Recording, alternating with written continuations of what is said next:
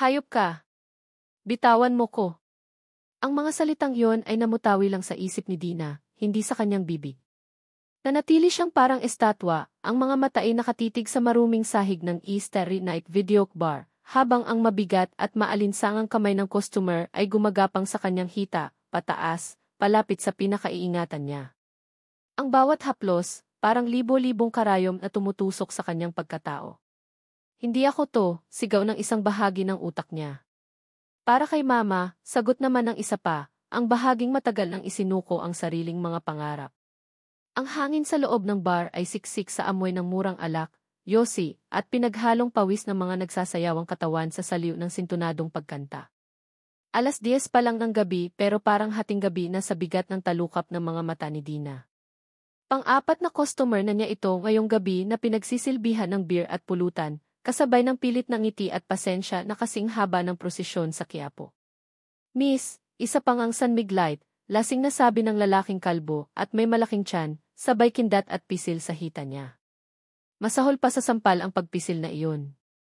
Namilog ang mga mata ni Dina, hindi sa gulat kundi sa pigil na galit at pandidiri.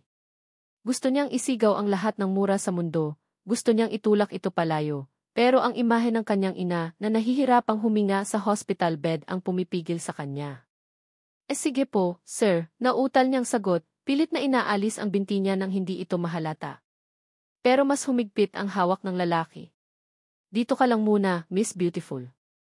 Kwentuhan tayo, anito, ang hininga ay amoy alak at bawang. Nagsimula na namang manginig ang mga kamay ni Dina. Ito na naman. Ang pamilyar na takot, ang pamilyar na kahihiyan. Sa bawat gabing nagtatrabaho siya rito, unti-unti niyang nararamdamang kinakain ng dilim ng lugar na ito ang kanyang kaluluwa. Pero, sir, kukunin ko lang po yung order niyo. Pakiusap niya, ang boses ay halos hindi na marinig. Mamaya na yan. Ano bang pangalan mo, iha? Tanong ng lalaki, ang mga matay tila hinuhubaran siya. Alam mo, maganda ka. Sayang ka dito. Sayang talaga, gusto niyang isagot. Sayang ang mga pangarap ko. Sayang ang dignidad ko na unti-unting nauubos. Di na po, mahina niyang tugon, sabay yuko para itago ang namumuong luha sa kanyang mga mata. Ayaw niyang ipakita rito na nasasaktan siya, na natatakot siya. Baka lalo lang itong ganahan. Di na ang ganda, parang ikaw. Muling gumapang ang kamay nito, mas mataas na ngayon. Hindi na napigilan ni Dina ang mapasinghap. Pumikit siya ng mariin. Mama, para sa'yo to, konting tiis na lang. Hoy, ano yan? Isang boses na malamig at may otoridad ang biglang pumutol sa tensyon. Napamulat si Dina. Nakatayo sa tabi ng kanilang mesa ang isang lalaking matangkad, naka-polo shirt na gusot-gusot na parang kalalabas lang ng trabaho, pero ang tindig ay diretso at ang mga mata ay matalas. Hindi pamilyar ang mukha nito sa bar. Natigilan ang kalbong customer. Sino ka ba? Huwag kang mangialam dito, pare. Nakikita ko ang ginagawa mo, sagot ng estranghero, ang tingin ay hindi inaalis sa kamay ng lalaki na nakahawak pa rin kay Dina. Bitawan mo siya. Tumawa ng malakas ang kalbo. At bakit naman? Nagkakatuwaan lang kami dito ng miss na to, di ba, Dina? Binalingan siya nito, umisi. Hindi makasagot si Dina. Nakatingin lang siya sa estranghero, halo-halong emosyon ang naglalaro sa kanyang dibdib, takot, kaunting pag-asa, at hiya dahil may nakakita sa kalagayan niya. Hindi siya mukhang natutuwa, giit ng estranghero. Bitawan mo siya o tatawag ako ng pulis. O baka gusto mong ako na lang ang dumala sa iyo sa presinto. May idinukot ito sa likod ng pantalon, isang wallet na may nakasabit na badge. Pulis! Nanlaki ang mata ng kalbong customer. Agad nitong binitawan ang hita ni Dina na parang napaso. Pipulis ka pala, sir. Sensya na. Akala ko di. Akala mo ano? Na lahat ng babaeng nagtatrabaho sa ganitong lugar ay pwede mo nang bastusin. Ang boses ng pulis ay kalmado pero may bigat. Umalis ka na bago pa magbago ang isip ko. Dali-daling tumayo ang kalbo, nagmamadaling umalis na parang may humahabol na multo, hindi na lumingon pa. Naiwan si Dina na nakatayo, nanginginig pa rin, hindi alam ang gagawin o sasabihin. Huminga ng malalim ang pulis, saka bumaling kay Dina. Okay ka lang, miss? Tumango lang si Dina, hindi makatingin ng diretsyo. Nakakahiya. Nakakahiya na nasaksihan nito ang ganitong eksena. Anong pangalan mo? Tanong ulit nito. Dina po, sagot niya, mas malakas na ngayon. Ako si Jason, pakilala nito. Dalawa Jason De Leon. Tiningnan siya nito mula ulo hanggang paa, hindi malisyoso kundi parang sinusuri. Palagi bang ganito dito? Umiling si Dina. Hindi naman po palagi. Minsan lang. Isang pagsisinungaling. Halos gabi-gabi ay mayroong ganito, iba-iba lang ang level ng kabastusan. Sakto namang dumating ang manager nilang si Tess, isang babaeng nasa mid-negatibo, 40 na may makapal na makeup at masangsang na pabango. Dina, ano nang kaguluhan to? Narinig ko, may taga-gobyerno raw dito. Nanlilisik ang matang tanong nito, bago napansin si Jason. Agad nagbago ang ekspresyon ni Tess, naging mabilis pa sa 4:00. Ay, good evening po, sir. Ano pong maitutulong namin sa inyo? Pasensya na po kayo sa empleyado ko, bago lang po yan, medyo tatanga-tanga pa, malambing na sabi ni Tess, sabay irap kay Dina. Ramdam ni Dina ang pag-init ng kanyang pisngi. Pakiramdam niya, lalo siyang lumiit sa harap ni Jason. Walang problema sa kanya, ma'am, sagot ni Jason, ang tingin ay nasa kay Tess. Ang problema ay yung customer kanina na nambabastos.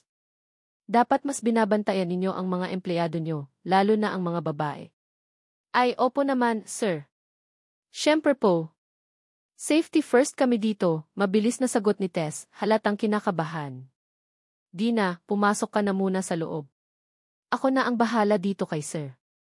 Gustong magpasalamat ni Dina kay Jason, pero parang may bumara sa lalamunan niya. Tumango lang siya ulit at mabilis na naglakad papuntang staff room, naririnig pa ang pabulong na sermon ni Tess. Ano ka ba, Dina? Umayos ka nga. Pati pulis na abala mo. Kung masisira ang negosyo ko dahil sa'yo, makikita mo. Napasandal si Dina sa pader ng maliit na staff room, hawak ang dibdib. Huminga siya ng malalim, pilit na pinapakalma ang sarili. Ang luha na kanina pa niya pinipigilan ay nagsimula ng pumatak. Hindi siya masamang tao. Hindi niya ginusto ang trabahong ito.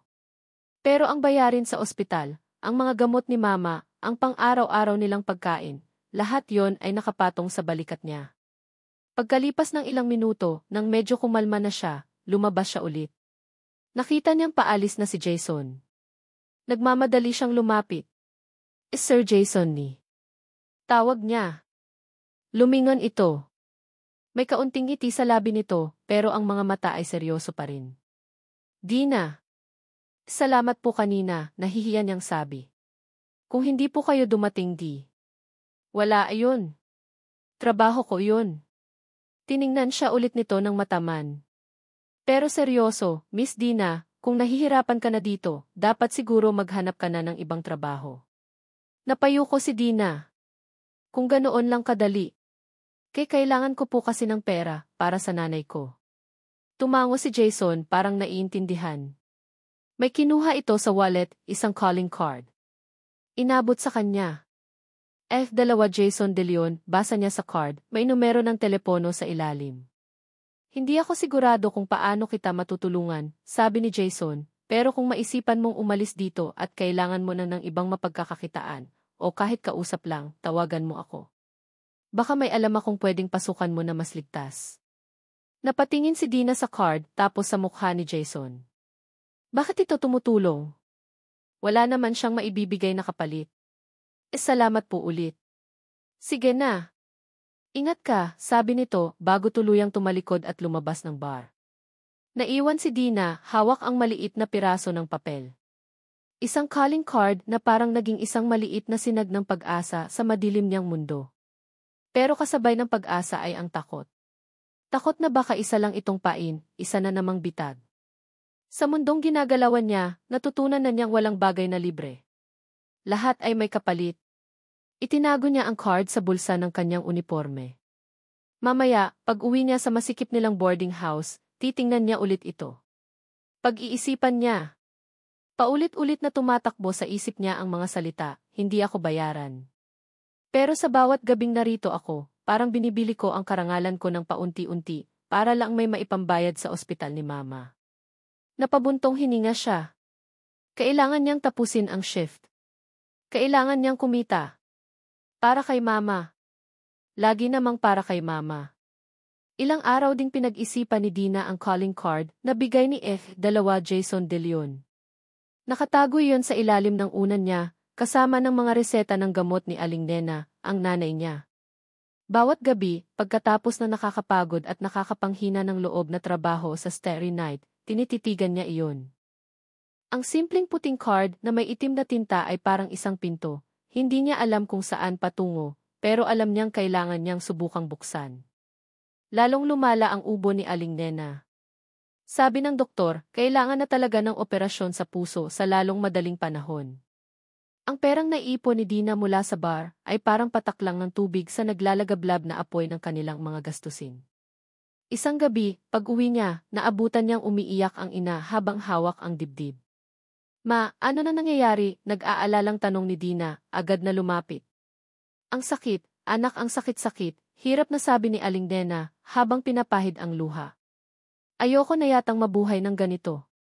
Pabigat lang ako sayo. Ma, wag niya namang sabihin yan, halos maiyak na si Dina. Niyakap niya ang ina. Gagaling po kayo. Gagawan ko ng paraan. Wag po kayong susuko. Pero sa loob-loob niya, sumusuko na rin siya. Saan pa siya kukuha ng pera? Ayaw niyang mangutang sa mga Bombay na may tubo na parang saksak sa dibdib. Ayaw na rin niyang bumalik sa manager niyang si Tess para humingi ng key advance na siguradong may kapalit na hindi niya gusto. Kinabukasan, maaga siyang nagising. Hindi na siya pumasok sa bar kagabi, sinabi niyang masama ang pakiramdam niya. Kinuha niya ang card ni Jason. Ito na lang ang natitira niyang baraha. Bahala na. Nanginginig ang kamay niyang dinyal ang numero. Ilang ring bago may sumagot. Hello. F2 De Leon speaking. Ang boses sa kabilang linya, formal at walang emosyon. Hello po, Sir Jason, nautaw si Dina. Si Dina po ito. Yung sa Starry Night. Natahimik sandali sa kabilang linya. Akala ni Dina ay ibababa na nito ang telepono. Ah, Dina. Napatawag ka? Medyo nag-iba ang tono nito, parang may bahid ng pagkagulat. Gusto ko lang po sanang magpasalamat ulit. At kung hindi po abala, baka po may alam kayong trabaho. Nahihiya siyang aminin ang huli. Pakiramdam niya ay napakakapal ng mukha niya. Jason, actually, may naiisip ako, pero hindi ko alam kung magugustuhan mo, sabi ni Jason. Pwede ka bang pumunta dito sa presinto? Para mapag-usapan natin ng maayos. Ibinigay ni Jason ang address ng presinto. Medyo malayo sa tinitirhan nila, pero lalakarin na lang ni Dina para makatipid sa pamasahe. Nagbihis siya ng pinakamatinong damit niya, isang kupas na t-shirt at maong pants. Nagpulbos ng kaunti, sinuklay ang buhok. Gusto niyang magmukhang presentable kahit papaano. Ang presinto ay isang lumang gusali na pinipinturahan ng puti at asul. Maingay sa loob, mga taong nagrereklamo, mga pulis na nagmamadaling maihawak ng mga papel, ang tunog ng mga makinilya at radyong hindi maintindihan ang sinasabi. Humanap si Dina ng desk sergeant. Hinahanap ko po si E2 Jason De Leon, sabi niya, medyo nahihiya sa dami ng taong nakatingin. Jason. Ayun, nasa cubicle niya. Dulo, kaliwa, turo ng pulis, hindi man lang tumitingin sa kanya, abala sa pagsusulat. Naglakad si Dina sa hanay ng mga cubicle, bawat isa ay may pulis na seryoso ang mukha. Nakita niya si Jason, nakatalikod, kausap ang isang babaeng nakauniporme rin. Mas mukha itong bata at mas formal sa suot na polo shirt noong una silang magkita. Hinintay niyang matapos itong makipag-usap. Nang lumingon ito at makita siya, bahagyang kumunot ang noo nito bago siyang inisian ng tipid. Dina. Buti nakarating ka. Halika, upo ka. Tumayo ito at kumuha ng isang monoblock chair mula sa tabi. Ang cubicle nito ay maliit, puno ng mga folder at papeles. May isang maliit na frame sa mesa nito, larawan ng isang batang babae na nakangiti, may bangs at medyo singkit ang mata. Salamat po ulit sa pag-imbita, sabi ni Dina, na upo. Wala ayun. Sumandal si Jason sa kanyang upuan. So, tungkol sa trabaho. Sabi mo kailangan mo ng pera para sa nanay mo, tama? Tumango si Dina. Opo. Kailangan niya pong maoperahan sa puso. Huminga ng malalim si Jason. May anak akong babae. 6 na taon. Beatrice ang pangalan niya. Yung nanay niya wala na kami. Nasa abroad na siya. Kailangan ni Beatrice ng mag-aalaga. Isang yaya. Temporary lang naman hanggang sa makahanap ako ng permanenteng makakasama niya. Simple lang ang trabaho, alagaan siya, ihatid sundo sa school, magluto para sa kanya. Medyo may pagkamataray yung batang iyon, pero mabait naman pag nakuha mo ang kiliti. Natigilan si Dina. Yaya. Hindi niya inaasahan iyon. Wala siyang karanasan sa pag-aalaga ng bata. Pero mas mabuti na to kaysa sa bar. At least, maranggal na trabaho. Hindi po ako sigurado kung kaya ko di. Pag-amin niya.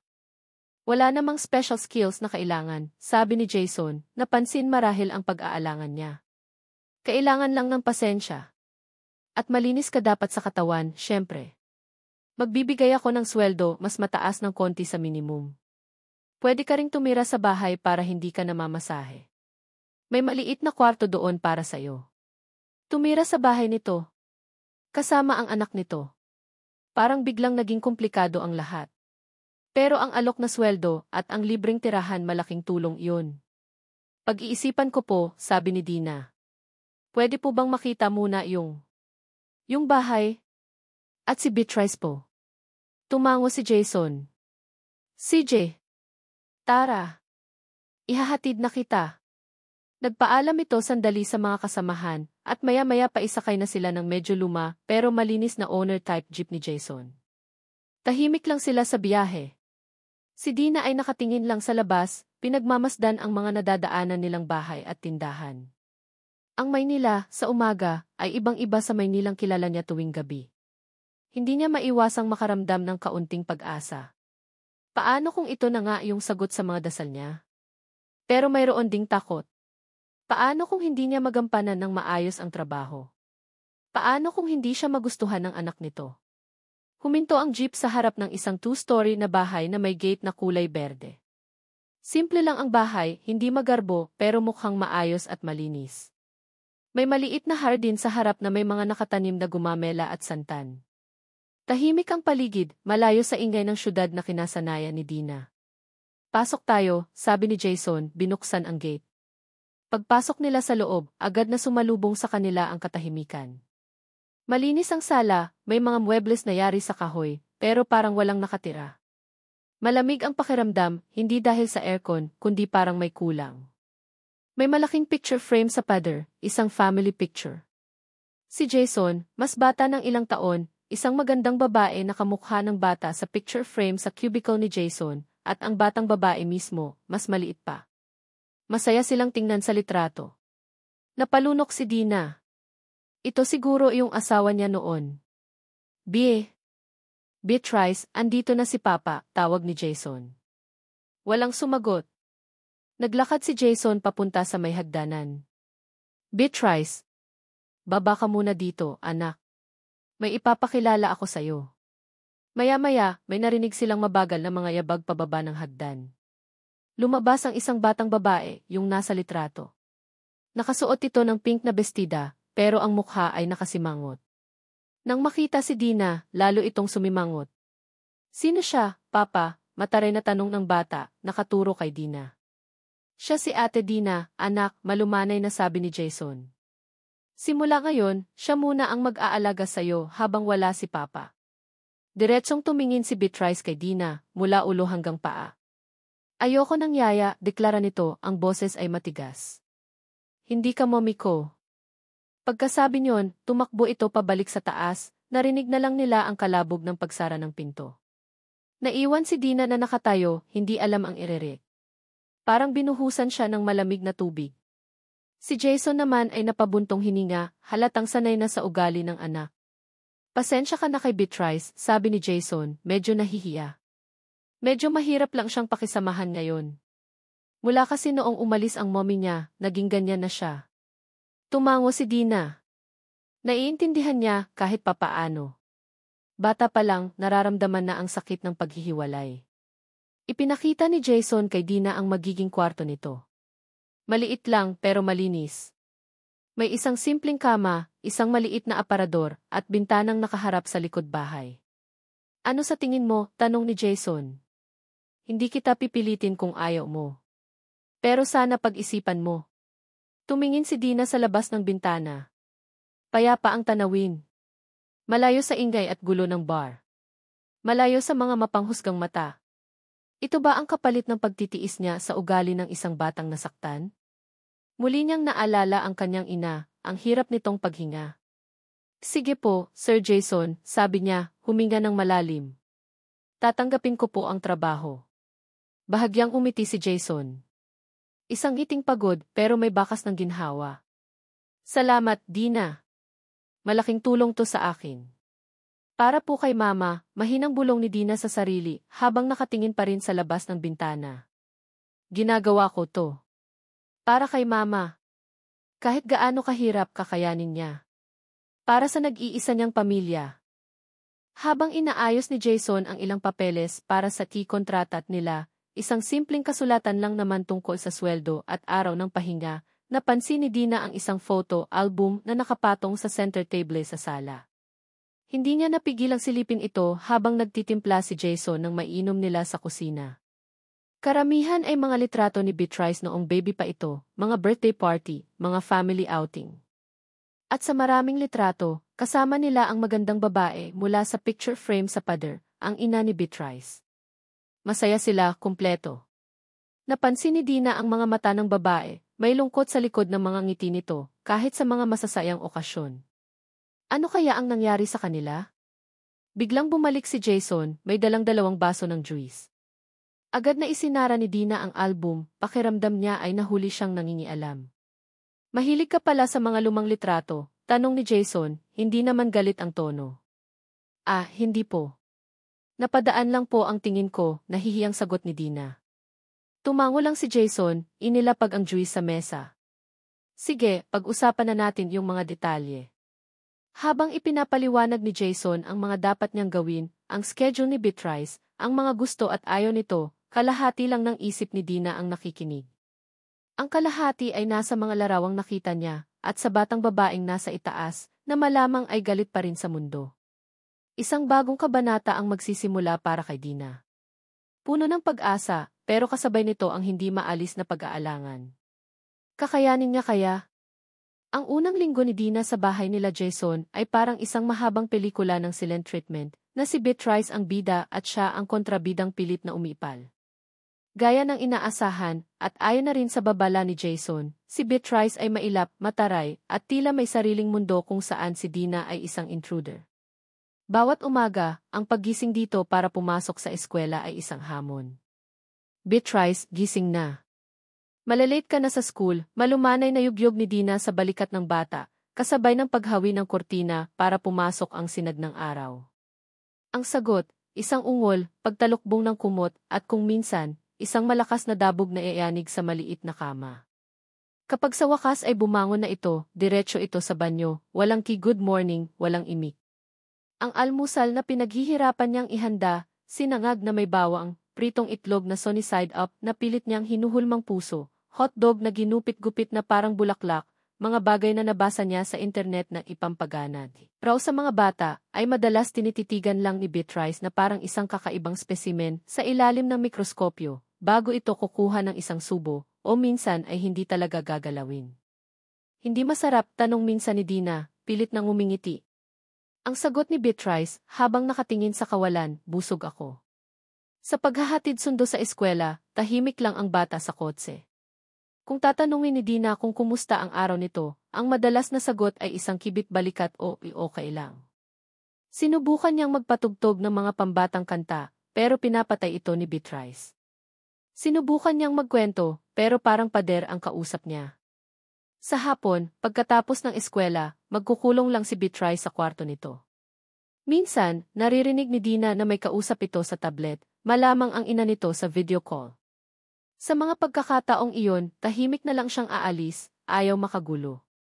Gabi-gabi, bago matulog, napapaupo si Dina sa gilid ng kanyang kama, napapabuntong hininga. Susuko na ba ako? Tanong niya sa sarili. Ang perang sahod niya ay direktang napupunta sa bayarin sa ospital at gamot ni Aling Nena. Iyon ang pangunahing dahilan kung bakit siya nagtitiis. Pero minsan, hindi lang ang pera. May kung anong kumikirot sa puso niya kapag nakikita niyang malungkot si Beatrice, kahit pa ito ang dahilan ng kanyang araw-araw na stress. Kaya mo yan, Dina, bulong niya sa sarili. Para kay mama. Para na rin sa batang to, kawawa naman. Isang hapon, habang nagliligpit si Dina sa sala, napansin niyang abala si Beatrice sa coffee table, seryosong-seryoso sa pagguhit. Nakalabas ang dila nito, nakakunot ang noo. Dahan-dahang lumapit si Dina, hindi para manghimasok, kundi para silipin lang. Hindi siya napansin ng bata. Ang iginuguhit ni Beatrice ay isang babae, mahaba ang buhok, nakangiti, pero may mga luhang namumuo sa mga mata nito, hawak ang kamay ng isang maliit na batang babae. Sa itaas, may iginuhit na eroplano, papalayo. Kitang-kita ni Dina ang effort ni Beatrice sa bawat guhit ng Crayola. Ang kulay pink at purple ang naging ibabaw sa damit ng babae. Sa ilalim ng drawing, may maliliit na letrang isinulat, Mommy &V. I miss you. Napahawak si Dina sa dibdib. Isang pamilyar na kirot ang naramdaman niya, ang kirot ng pangulila, ng paghahanap. Nakikita niya sa drawing ang lungkot ng isang batang nangangarap makasama ang ina. Tahimik siyang umatras, ayaw niyang masira ang moment ni Beatrice. Bumalik siya sa pagpupunas ng mga estante, pero ang isip niya ay nasa drawing. Naiintindihan niya si Beatrice, higit pa sa inaakala ng bata. Siya man, araw-araw nang ngulila sa ina niyang nasa ospital, nag-aalala kung ano na ang kalagayan nito. Kinabukasan, Linggo. Walang pasok si Jason at si Beatrice. Naisipan ni Dina na magluto ng spaghetti para sa tanghalian, narinig niya kasing nabanggit minsan ni Jason na paborito ito ni Beatrice. Habang naghahanda siya sa kusina, narinig niya ang boses ni Jason sa labas, sa may garahe. Dahan-dahan lang, anak. Steady lang ang manibela. Sumilip si Dina sa bintana. Nakita niya si Jason na tinuturuan si Beatrice magbike, isang maliit na pink na bisikleta na may training wheels pa. Tawa ng tawa si Beatrice habang medyo nanginginig pa ang pagpadyak. Si Jason naman ay nakasunod lang, nakahawak sa likod ng upuan ng bike. Sandaling nakalimutan ni Dina ang paghihiwa ng bawang, napangiti siya habang pinagmamasdan ang mag-ama. May init na kumalat sa puso niya. Ganoon pala ang pakiramdam ng isang buong pamilya, kahit simple lang. Kaya ko na, Papa. Bitaw na, sigaw ni Beatrice, puno ng kumpiyansa. Sigurado ka, anak, tanong ni Jason, medyo alanganin. Opo. Kaya ko na. Dahan-dahang binitawan ni Jason ang bike. Sa unang ilang padyak, tuwid ang takbo ni Beatrice. Yehey! Papa, tingnan mo, lumingon ito kay Jason, ang mukha'y nagliliwanag sa tuwa. Pero sa paglingon nito, nawalan ito ng balanse. Gumwang-jewang ang bisikleta. Waa, sigaw ni Beatrice. Bago pa makalapit si Jason, bumagsak ang bisikleta at kasamang tumumba si Beatrice sa sementadong daan. Napasigaw ito sa sakit at gulat. Hindi nagdalawang isip si Dina. Binitawan niya ang kutsilyo at mabilis na lumabas ng bahay, halos takbuhin ang distansya papunta kay Beatrice. Nauna pa siya kay Jason na medyo nataranta rin. Beatrice, sigaw ni Dina, agad na lumuhod sa tabi ng umiiyak na bata. Nakita niyang may gasgas ito sa tuhod at siko, dumudugo ng bahagya. Ang sakit! Ang sakit-sakit, hagulgol ni Beatrice, tinuturo ang mga sugat. Imbes na pagalitan o tanungin kung bakit hindi nag-iingat, hinawakan ni Dina ng marahan ang kamay ni Beatrice. Nako, ang Ziel na, matapang girl naman, nadapa. Halika, gamutin natin yan para hindi maimpeksyon, sabi niya sa malumanay na boses. Ginamit ang salitang Polish na narinig niya minsan sa isang dayuhang customer sa bar noon na ang ibig sabihin ay matapang. Hindi niya alam bakit iyon ang lumabas sa bibig niya. Tinulungan niyang tumayo si Beatrice, inalalayan ito papasok ng bahay. Si Jason naman ay sumunod, dala ang bisikleta, ang mukha'y puno ng pag-aalala. Okay ka lang ba talaga, anak? Tanong ni Jason. Hindi sumagot si Beatrice, pero nakakapit ito ng mahigpit sa braso ni Dina. Pagdating sa sala, maingat siyang pinaupo ni Dina sa sofa. Kumuha siya agad ng first aid kit. Konting hapdi lang to, ha? paalam ni Dina bago nilinisan ng bulak na may alkohol ang sugat ni Beatrice. Napapikit ang bata, pero hindi na ito humagulgol, konting hikbi na lang. Pagkatapos linisin, nilagyan niya ito ng betadine at tinakpan ng band-aid na may cartoon character. Ayan, parang bago na ulit, nakangiting sabi ni Dina. Ang tapang-tapang naman ng alaga ko. Nag-angat ng tingin si Beatrice, ang mga mata ay namumugto pa. Tinitigan nito si Dina, parang sinusuri. Walang sinabi, pero may kakaiba sa tingin nito, parang may nabawas na pader sa pagitan nila. Gusto mo ng juice? O ice cream, alok ni Dina. Yumeling si Beatrice. Tubig na lang po, mahinang sabi nito. Ito ang unang beses na nag-request ito sa kanya, at may kasama pang tipo. Napangiti si Dina. Sige, kukuha ako. Naiwan si Jason na nakatingin sa anak, tapos kay Dina napabalik mula sa kusina dala ang isang baso ng tubig. May kakaibang ngiti sa labi ni Jason. Nang makainom si Beatrice at medyo kumalma na, sinubukan ulit ni Dina. Gusto mo, kulayan natin yung drawing mo kanina? O mag-drawing tayo ng bago? Nagulat si Beatrice. Nakita niyo po yung drawing ko? Sagot ni Dina. Ang ganda nga, eh. Mahusay kang mag-drawing.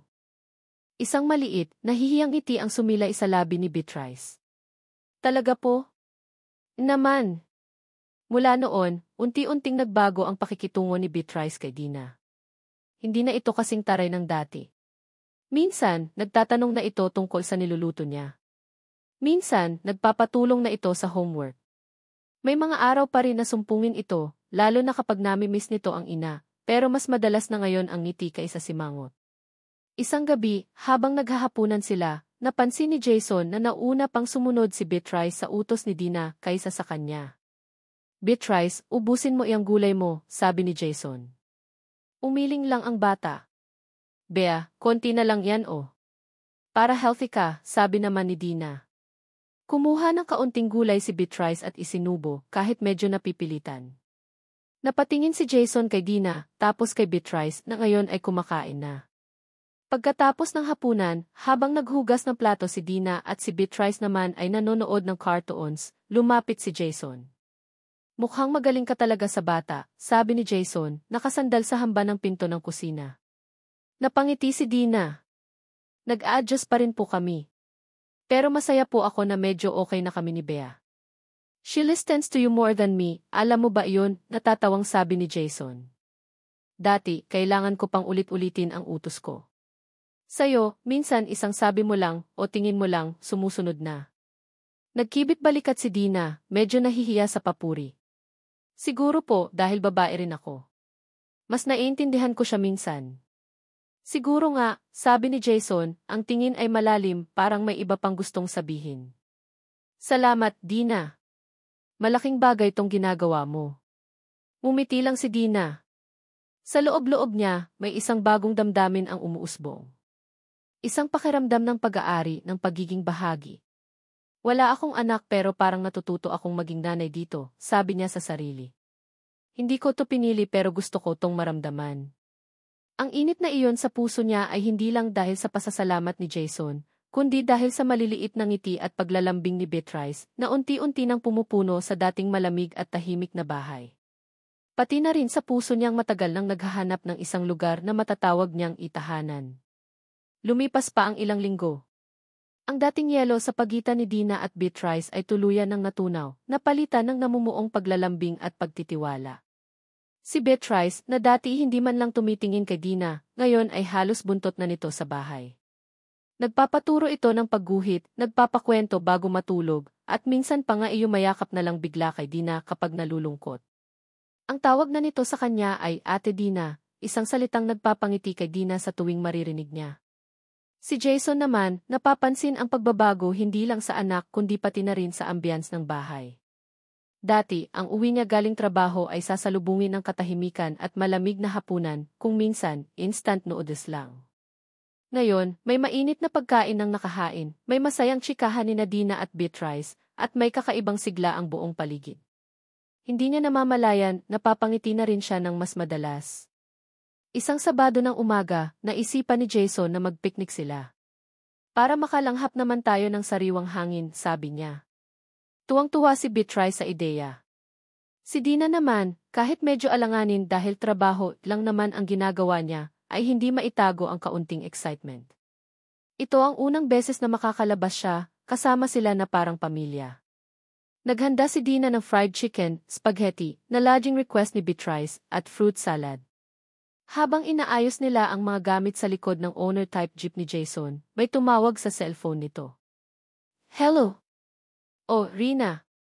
Napatawag ka, sagot ni Jason, medyo nagulat pero may ngiti sa boses. Nandito lang sa bahay. Bakit? Ah, sige. Walang problema. See you. Naramdaman ni Dina ang isang maliit na kaba sa dibdib niya. Rina. Sino si Rina? Ang boses ni Jason ay parang masaya at pamilyar sa kausap.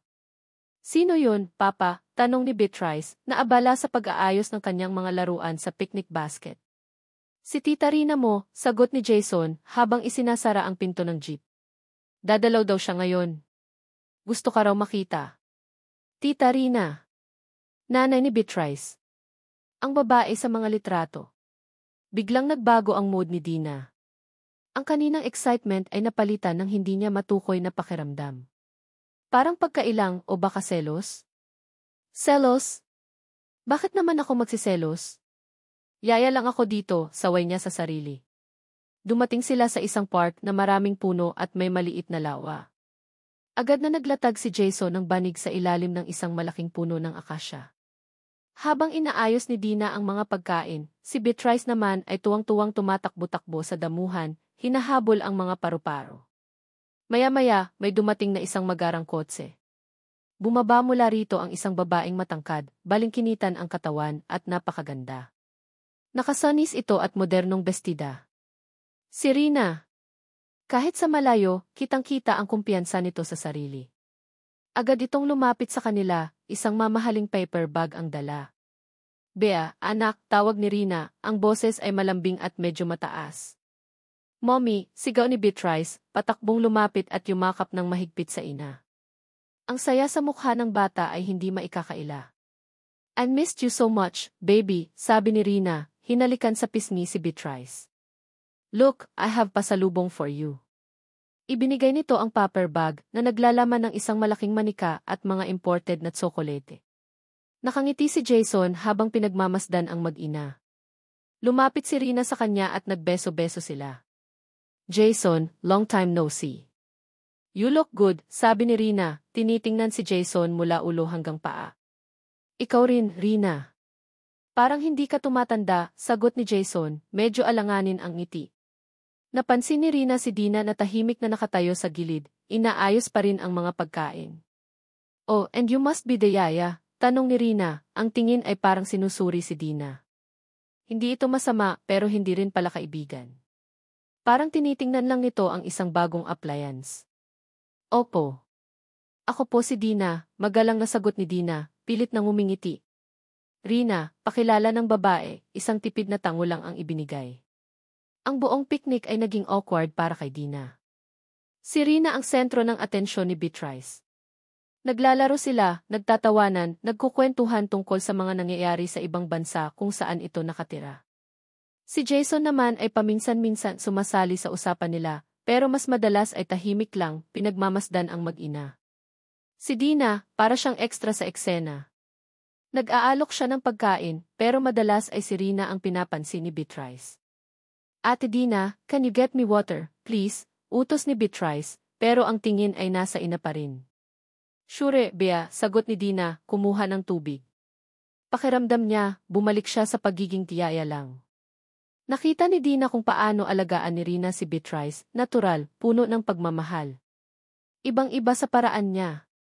Si Rina ang tunay na ina. Siya, ano nga ba siya? Tagapag-alaga lang. Isang anino. Nang magtatanghali na, nagpaalam na si Rina. I have to go na, baby.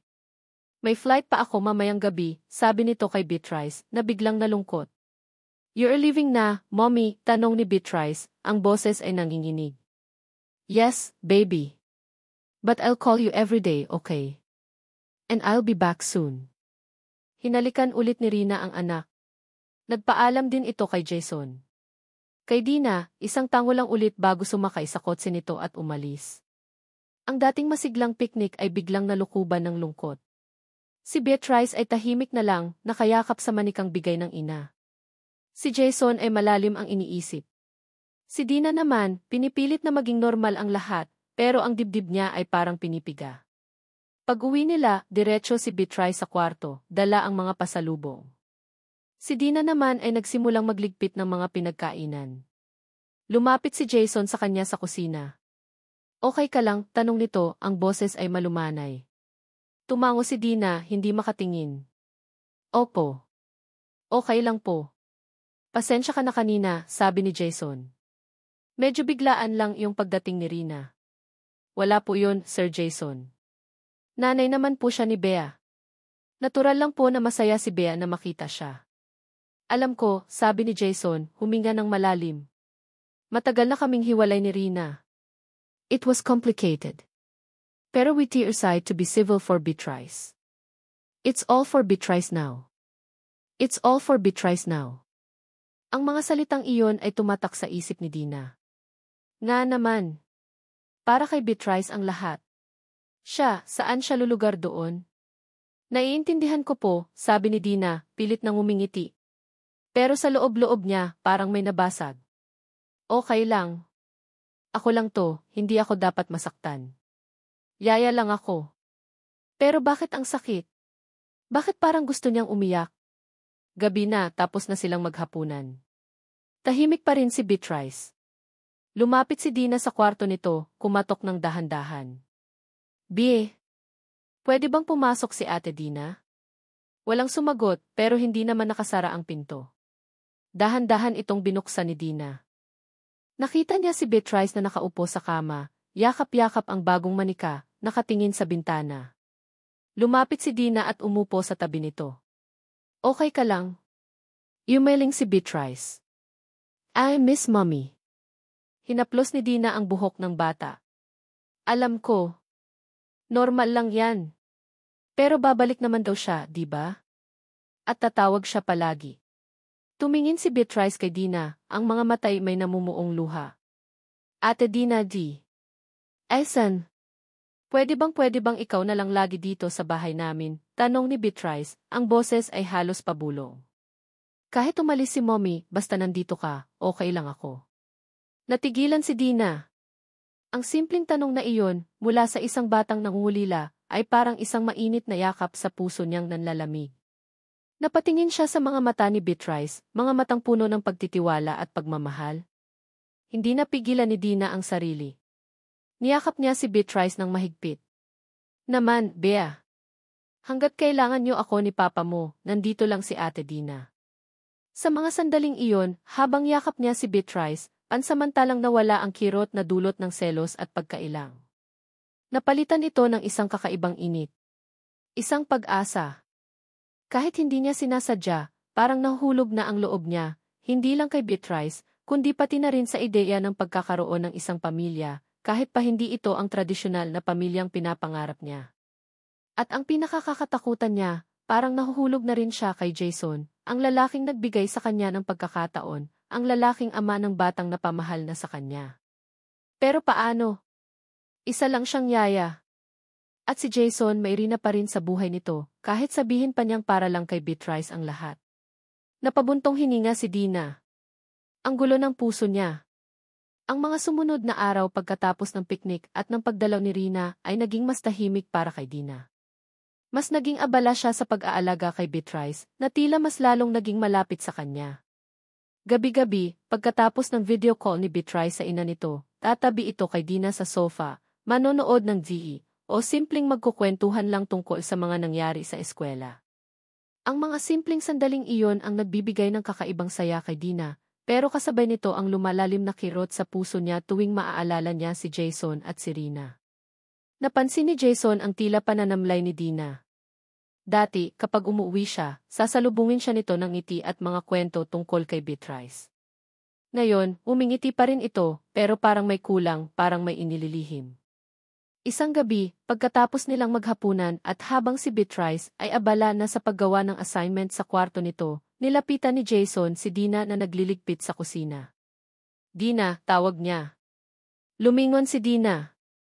Po, Sir Jason. May problema ba? Diretsahang tanong ni Jason. Parang ang tahimik mo yata nitong mga nakaraang araw. Umiling si Dina, pilit na ngumiti. Wala po, sir. Okay lang po ako. Napapagod lang siguro minsan. Hindi kumbinsido si Jason. Lumapit pa siya ng konti. Kung dahil to sa pagdalaw ni Rina. I'm sorry. Hindi ko naman alam na darating siya bigla. Naku, hindi po. Wala po yun, mabilis na sagot ni Dina, ayaw ipahalata ang tunay na nararamdaman. Trabaho ko po to, naiintindihan ko po. Tinitigan siya ni Jason, ang mga mata ay parang sinusubukang basahin ang nasa isip niya. Alam mo, Dina, malaki ang pasasalamat ko sa'yo. Hindi lang dahil sa pag-aalaga mo kay Beatrice. Pati na rin sa pagbibigay mo ulit ng sigla dito sa bahay. Napayuko si Dina. Ang mga salitang iyon ni Jason, kahit simple lang, ay parang musika sa pandinig niya. Pero kasabay nito ang takot. Ayaw niyang umasa. Gusto sana kitang yayain lumabas, biglang sabi ni Jason. Kahit dinner lang. Bilang pasasalamat. Tayong dalawa lang. Kung okay lang sa'yo, syempre. Natigilan si Dina. Dinner. Silang dalawa lang. Parang date. Agad na kumabog ng malakas ang dibdib niya. Pero si Beatrice po. Maaga siyang matutulog mamaya. At saglit lang naman tayo. Diyan lang sa malapit na restaurant. Hindi alam ni Dina ang isasagot. Isang bahagi niya ay gustong-gusto, pero ang isang bahagi ay nag-aalangan. Paano kung mamisinterpret niya ang lahat? Sige po, mahina niyang sagot. Bahala na. Kinagabihan, pagkatapos patulugin si Beatrice, naghanda si Dina. Nagsuot siya ng simpleng bestida na binili niya sa ukay-ukay noon pa, ang pinakamatinong damit na meron siya para sa ilabas. Naglagay siya ng kaunting pulbos at lip tint. Habang tinitingnan ang sarili sa salamin, hindi niya maiwasang makaramdam ng kikilig.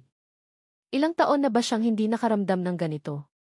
Mula nang magkasakit ang ina niya, ang buhay niya ay umikot na lang sa trabaho at pag-aalala.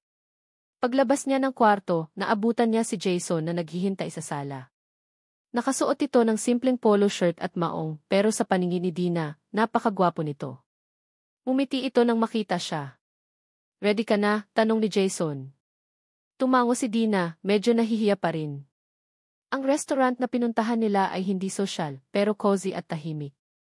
Isang maliit na Italian place na madalas daw puntahan ni Jason noon pa.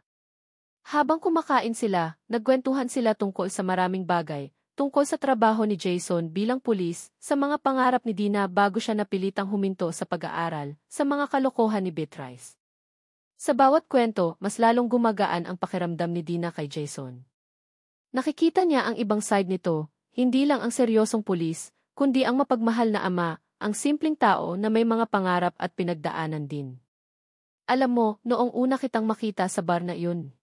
Pag-amin ni Jason, naisip ko agad, sayang tong babaeng to, hindi siya bagay doon. Napayuko si Dina. Wala po akong pilihan noon, Sir Jason.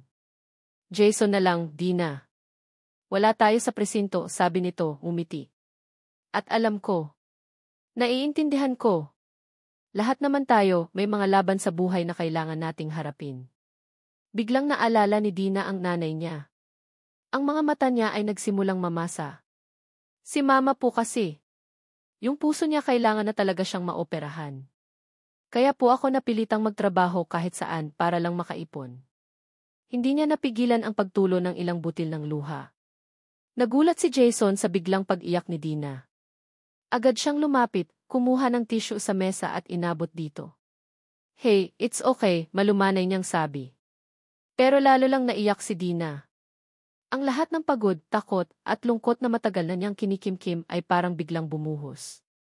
Nakakainis po kasi minsan pakiramdam ko, wala akong kwentang anak. Hindi ko man lang siya mabigyan ng magandang buhay, o maipagamot man lang agad. Hindi nagsalita si Jason. Hinayaan lang niya si Dinang umiyak. Nang medyo kumalma na ito, marahan niyang hinawakan ang kamay nito na nakapatong sa mesa. Isang simpleng hawak, pero puno ng pangunawa at init.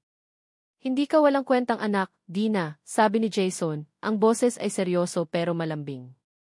Ginagawa mo ang lahat para sa kanya. At yun ang importante. You're strong. Stronger than you think. Napatingin si Dina sa mga mata ni Jason. May kung anong kislap doon na hindi niya pa nakikita dati. Ang pagkakahawak nito sa kamay niya ay nagpapakabog lalo sa dibdib niya. Hindi kita tinutulungan lang dahil naaawa ako sa'yo, o dahil kailangan ko ng yaya para kay Beatrice. Pagpapatuloy ni Jason, ang tingin ay hindi inaalis sa kanya. Gusto kitang makasama, Dina. Gusto kong mas makilala ka pa. Natigilan si Dina.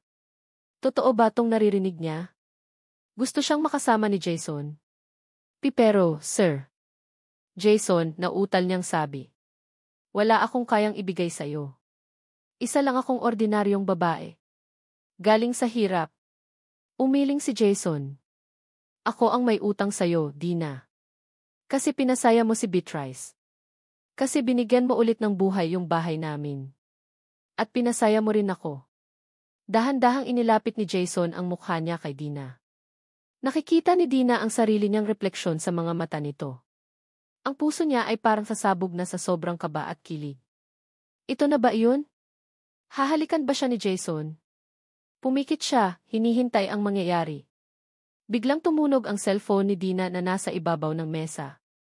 Agad silang naghiwalay, parehong nagulat at medyo nataranta. Kinuha ni Dina ang cellphone, nanginginig ang kamay. Numero ng ospital ang tumatawag. Hello, sagot ni Dina, ang boses ay halatang kinakabahan. Hello, is this Dina Ramos? Relative of Everest Nena Ramos, tanong ng boses sa kabilang linya. Oo po, ako nga po.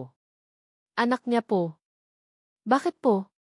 Ramos, kailangan niyo pong pumunta dito sa ospital ngayon din ang nanay niyo po nag-critical po ulit ang kondisyon niya. Parang binuhusan ng malamig na tubig si Dina. Ano po? Si Mama T. Napatayo siya, nanginginig ang buong katawan. Agad ding napatayo si Jason. Anong nangyari? Si Mama po nasa ospital ulit, critical daw po. Halos hindi na makapagsalita si Dina sa sobrang pag-aalala at takot. Ang kaninang kilig at pag-asa ay biglang napalitan ng matinding pangamba. Halika na, sabi ni Jason, agad na kinuha ang wallet at susi ng kotse. Ihahatid kita. Hindi na nakapalag si Dina. Ang isip niya ay lumilipad na sa ospital, sa kanyang ina. Ang naudlot nilang sandali ni Jason ay pansamantalang nawala sa isip niya. Ang tanging mahalaga ngayon ay si mama niya. Habang nasa biyahe, tahimik lang si Dina, panay ang dasal sa isip. Si Jason naman ay paminsan-minsan siyang sinusulyapan, ang mukha'y puno ng pag-aalala. Ang gabi na nagsimula sa kilig at pag-asa ay nagtapos sa takot at pagsisisi. Pagsisisi na sana, hindi na lang siya sumama kay Jason. Sana, nasa tabi na lang siya ng ina niya. Ang mga sumunod na araw ay parang isang bangungot para kay Dina. Si Aling Nena ay ang kondisyon ay pabago-bago. Halos hindi na umuwi si Dina sa bahay nila Jason. Sa ospital na siya natutulog, sa isang manipis na banig sa sahig, sa tabi ng kama ng ina. Ang perang naipon niya, pati na ang huling sahod niya mula kay Jason, ay unti-unti nang nauubos sa mga gamot at bayarin sa ospital. Si Jason naman ay laging dumadalaw. Nagdadala siya ng pagkain para kay Dina, kinakausap ang mga doktor, at minsan, pinapalitan muna si Dina sa pagbabantay para makapagpahinga ito kahit saglit o makauwi para maligo at makita si Beatrice. Si Beatrice, sa tuwing makakausap ni Dina sa telepono o sa video call na dala ni Jason, ay laging umiiyak at nagtatanong kung kailan siya uwi. Ate Dina, miss na kita, sabi ni Beatrice isang hapon, ang boses ay garalgal. Kailan ka po uwi? Hindi na masaya dito sa bahay pag wala ka.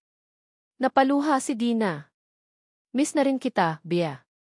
Pag gumaling na si Lola Nena mo, uuwi agad si Ate Dina, promise. Pero sa puso niya, hindi niya alam kung kailan iyon mangyayari o kung mangyayari pa ba. Isang umaga, pagkatapos ng ilang araw na walang tulog at puro pag-aalala, kinausap ni Dina si Jason. Sir Jason, simula niya, ang boses ay pagod at mahina. Gusto ko po sanang mag-resign na. Natigilan si Jason. Resign? Bakit, Dina? Dahil ba to sa nangyari sa ospital? Kung pera ang problema, tutulungan kita. Huwag kang mag-alala doon. Umiling si Dina, pilit na ngumiti. Hindi po yun, Sir Jason. Pero kailangan po talaga ni Mama ng full-time na mag-aalaga. At hindi ko na po yata kayang pagsabayin. Ayoko naman pong mapabayaan si Beatrice o yung trabaho ko sa inyo. Ang totoo, nahihiya rin siyang umasa pa kay Jason. Masyado na itong maraming naitulong. Pero Dina di. Lumapit si Jason, hinawakan ang mga balikat niya. Paano si Beatrice? Paano tayo? Ang huling tanong ay halos pabulong, puno ng emosyon na hindi maintindihan ni Dina kung ano. Mahal na mahal ko po si Beatrice, Sir Jason. Maniwala po kayo, sabi ni Dina, ang luha ay nagsisimula na namang mamuo. Pero kailangan po ako ng nanay ko ngayon. Siya na lang po ang meron ako. Huminga ng malalim si Jason. Naiintindihan ko. Pero hindi ba pwedeng mag-leave ka na lang muna? Hanggang sa gumaling ang nanay mo? Hindi ko po alam kung kailan yun, Sir Jason. At ayoko naman pong paasahin kayo. Tahimik sila pareho. Ang tanging maririnig ay ang mahinang tunog ng mga aparato sa ospital at ang pigil na paghikbi ni Dina. Kung yan talaga ang desisyon mo, di. Sabi ni Jason, ang boses ay mabigat. Hindi kita pipilitin. Pero sana, tandaan mo, nandito lang ako. Nandito lang kami ni Beatrice. Kung kailangan mo ng kahit ano, tawagan mo lang ako, okay? Tumango si Dina, hindi na makapagsalita. Ang sakit sa dibdib niya ay doble-doble, para sa ina niya, at para sa pamilyang unti-unti na niyang minamahal, na kailangan niyang iwan. Kinagabihan, nagpaalam si Dina kay Beatrice sa video call. Sinabi niyang kailangan muna niyang alagaan si Lola Nena niya ng matagal. Pero babalik ka pa, Ate Dina, di ba? Tanong ni Beatrice, umiiyak na. Promise mo, babalik ka?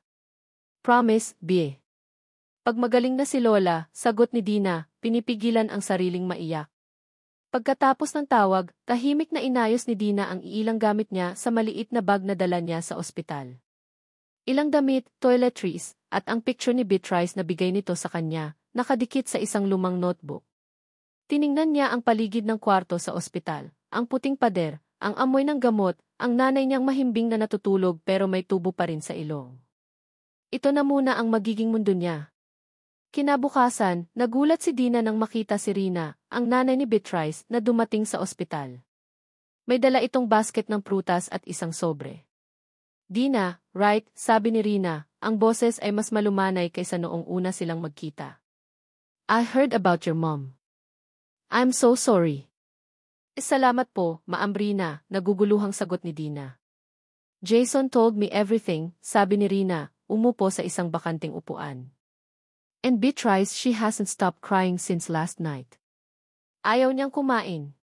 Palagi kang hinahanap. Napayuko si Dina. Lalo siyang nakonsensya. Alam mo, Dina, pagpapatuloy ni Rina, nung una, I was a bit hesitant about you. Kasi, alam mo na, bilang ina, gusto ko yung aalagaan ang anak ko, yung mapagkakatiwalaan ko talaga. But seeing how Beatrice is so attached to you, and how Jason trusts you, I realized, you're not just chiyaya to them. You've become family. Napatingin si Dina kay Rina, hindi makapaniwala sa naririnig. I know mahirap ang sitwasyon mo ngayon, sabi ni Rina. And I know this is a lot to ask, pero ayokong umalis si Beatrice sa'yo. Kung papayag ka, I'm willing to help with your mom's hospital bills. Tutulungan kita. Para makabalik ka na kay Bea. She really needs you, Dina. And honestly, Jason needs you too, kahit hindi niya aminin. Natulala si Dina. Si Rina. Tinutulungan siya. Bakit? Parang nabasa ni Rina ang nasa isip niya. Maybe because I see myself in you. I'm a mother who will do anything for her child. At nakikita ko kung gaano kakamahal ni Beatrice. And if she's happy, I'm happy. Umiti ito, isang iting sincere. At isa pa, alam kong mahalaga ka kay Jason.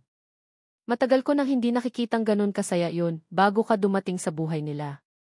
Ang mga salita ni Rina ay parang isang mainit na kumot na bumalot sa nanlalamig na puso ni Dina. Hindi siya makapagsalita. Luha lang ang tumutulo sa mga mata niya. So, ano? Pag-isipan mo, ha, sabi ni Rina, inabot ang sobre kay Dina. That's a small help for now. Just focus on your mom. At kapag ready ka na, alam mo na kung saan ka babalik. Tumayo na ito at marahang tinapik ang balikat ni Dina bago umalis. Naiwan si Dina, hawak ang sobre, tulala pa rin. Hindi niya alam kung ano ang mararamdaman. Saya. Ginhawa. Hiya. Isang bagay lang ang sigurado, sa kauna-unahang pagkakataon sa buhay niya, pakiramdam niya, may pumili sa kanya. Hindi dahil sa awa o dahil sa obligasyon, kundi dahil mahalaga siya. Maya-maya, dumating si Jason, may dalang pagkain tulad ng dati. Nakita niya ang sobre sa kamay ni Dina at ang bakas ng luha sa mga mata nito. Anong nangyari? Okay ka lang, nag-aalalang tanong ni Jason, agad na lumapit. Tumingin si Dina kay Jason, ang mga matay puno ng halo-halong emosyon. Si Maamrina po dumaan siya dito kanina. Kumunot ang noo ni Jason. Si Rina. Anong ginawa niya dito? May bahid ng kaba sa boses nito. Nagbigay po siya nito, sabi ni Dina, itinaas ang sobre. Para daw po sa gastusin ni Mama. At sinabi niya po na hindi niya maituloy.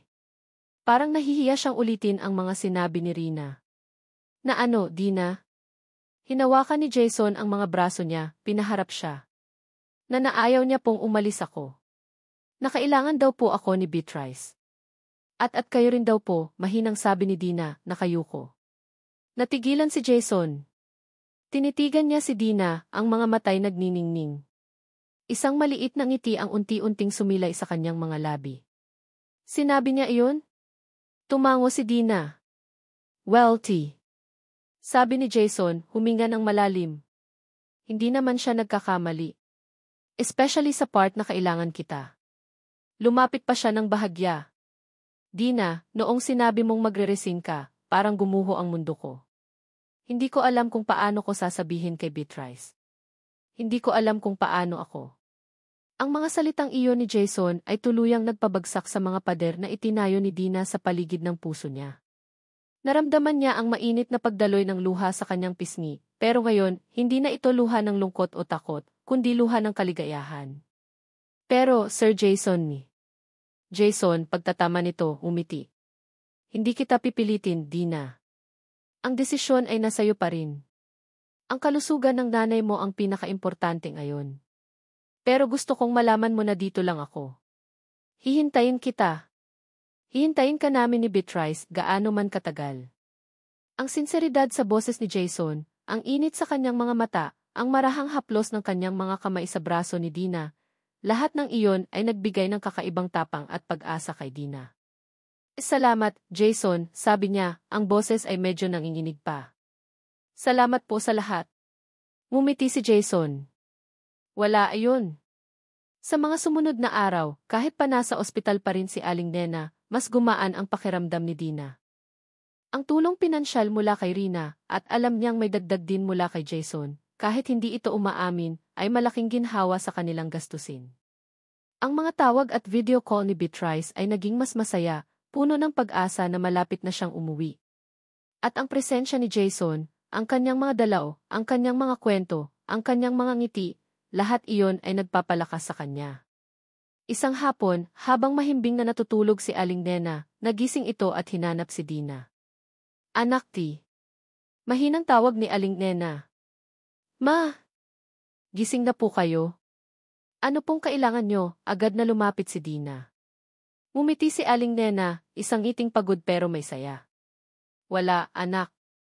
Gusto ko lang magpasalamat. Para saan po, Ma? Sa lahat ng sakripisyo mo. Alam ko, nahihirapan ka na. Pero nakikita ko, masaya ka na rin ngayon, di ba? Hinawakan ni Aling Nena ang kamay ni Dina. Nakikita ko sa mga mata mo. Dahil ba iyon sa pulis na iyon? Si Jason. Namula si Dina. Manaman Huwag ka nang mahiya, anak, natatawang sabi ni Aling Nena. Mabait siyang tao. At mukhang mahal ka niya. At mahal mo rin siya, di ba? Hindi nakasagot si Dina. Mumiti na lang siya at hinigpitan ang hawak sa kamay ng ina. Hindi mo na kailangang magtago, ma, bulong ni Dina sa sarili, habang nakatingin sa natutulog niyang ina. Hindi ko na kailangang magtrabaho sa dilim. May nagmamahal sa akin. May pamilyang naghihintay sa akin. Lumipas pa ang ilang linggo. Unti-unti bumubuti ang kalagayan ni Aling Nena.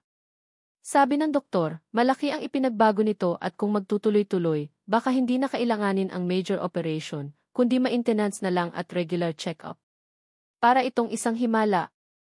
Isang araw, habang nag-aayos ng gamit si Dina sa ospital, dahil pinayagan na ng doktor na umuwi si Aling Nena, dumating si Jason kasama si Beatrice. Hindi mapagsidlan ang tuwa ni Beatrice nang makita si Dina. Agad itong tumakbo at yumakap ng mahigpit. Ate Dina, uuwi ka na ba talaga sa amin? Tanong ni Beatrice, ang mga mata ay nagniningning. Bie. Uuwi na si Ate Dina, nakangiting sagot ni Dina, niyakap din ng mahigpit ang bata. Napatingin si Dina kay Jason na nakangiti habang pinagmamasdan sila. Nagtama ang kanilang mga mata. Walang salitang namutawi, pero sa mga tingin na iyon, alam nilang pareho na isang bagong kabanata ang magsisimula para sa kanilang lahat.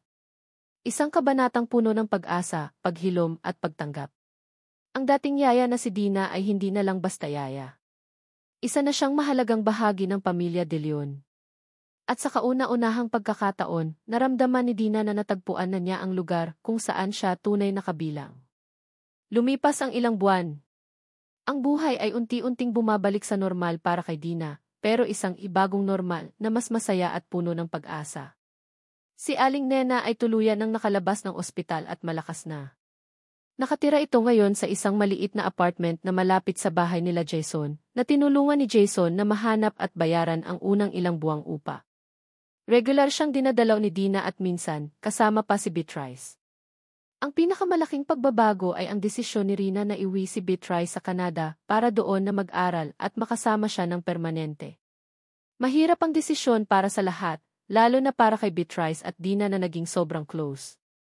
Maraming iyakan ang naganap noong araw ng alis ni Beatrice. Ate Dina, promise me you'll visit me in Canada, okay? Humahagulgol na sabi ni Beatrice habang yakap-yakap si Dina sa airport. And I'll call you every day. Every day talaga. Naman, Bea. Promise ni Ate Dina yan, sagot ni Dina, pinipigilan ang sariling maiyak ng husto. Magpapakabait ka doon, ha? Makikinig ka kay mommy mo. Opo. At Dina, love you. Love you too, Bea. Sobra. Si Jason, bagamat malungkot na mahihiwalay sa anak, ay alam na ito ang pinakamabuti para kay Beatrice. At least, magkakasama na ito at ang ina nito. Nagpapasalamat siya kay Dina dahil sa maikling panahon na nakasama nila ito, napasaya nito si Beatrice at naturuan ng maraming bagay. Nang makaalis na si Beatrice, ang bahay nila Jason ay naging napakatahimik. Masyadong tahimik para kay Dina. Namimiss niya ang ingay at kakulitan ng bata. Namimiss niya ang mga yakap nito. Isang hapon, habang naglilinis si Dina sa dating kwarto ni Beatrice, na ngayon ay parang napakalungkot tingnan, pumasok si Jason. Okay ka lang, tanong nito. Tumango si Dina. Namimiss ko lang po si Bea. Lumapit si Jason at tumabi sa kanya sa gilid ng kama. Ako rin. Sobra. Pero kailangan natin maging masaya para sa kanya. Inabot nito ang kamay ni Dina at marahang pinisil. Alam mo bang tinuruan mo akong umiti ulit, Dina? Simula noong nawala si Rina sa akin, parang nawala na rin ng kulay ang buhay ko.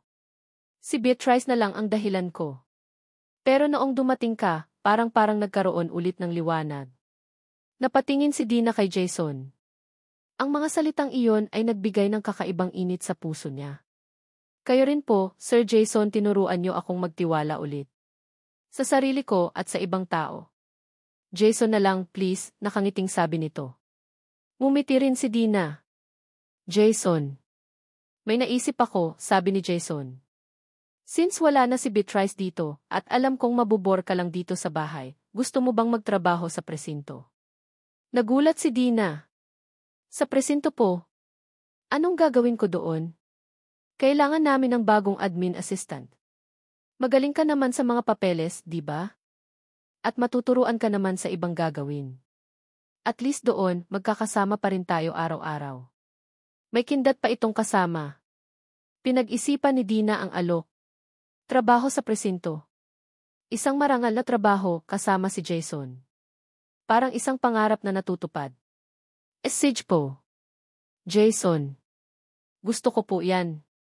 At ganoon nga ang nangyari. Pagkatapos ng ilang training, si Dina ay naging opisyal na admin assistant sa presinto kung saan nagtatrabaho si Jason. May sarili na siyang maliit na mesa, may computer, at may name-plate na nakasulat, Dina D. Ramos, Admin. Ang mga kasamahan ni Jason sa trabaho, na dati nakikita lang siyang naghahatid ng merienda para kay Jason, ay naging mabait sa kanya. Nakita nila ang sipag at tiyaga ni Dina, at ang kakaibang saya sa mga mata ni Jason tuwing kasama ito. Hindi na kailangang itago ni Dina ang relasyon nila ni Jason. Isang hapon, pagkatapos ng trabaho, niyaya siya ni Jason na kumain sa labas. Hindi sa mamahaling restaurant, kundi sa paborito nilang karinderya malapit sa presinto. Okay lang ba sa'yo dito? Tanong ni Jason, habang kumakain sila ng paborito nilang sinigang na baboy at pritong isda. Naman, sagot ni Dina, nakangiti. Basta kasama kita, kahit saan okay lang. Nagkatinginan sila at sabay na natawa. Ang tawa nila ay simple lang pero puno ng pagmamahal at saya. Ang mga tao sa paligid nila ay napapatingin, napapangiti. Nakikita nila ang isang ordinaryong magkasintahan, nagkukulitan, nagmamahalan.